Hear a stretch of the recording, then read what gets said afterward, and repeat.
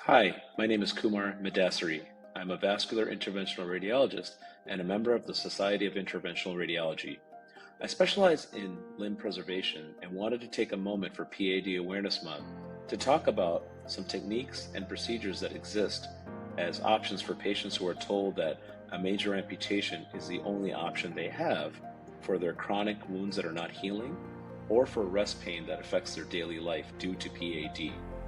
For these patients who typically are considered to have chronic limb-threatening ischemia, or CLTI, vascular interventional radiologists can perform a procedure called deep vein arterialization, also referred to as DVA.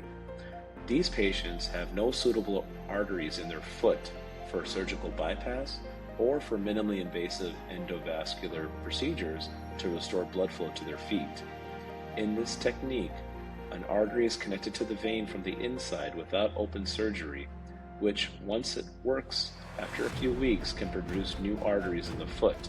This can provide healing of wounds and also improve rest pain. Another procedure performed by interventional radiologists for chronic pain in PAD is a lumbar sympathetic block. In this procedure, medications can be injected to the nerves in the spine, which can help improve short-term and long-term management of pain associated with PAD.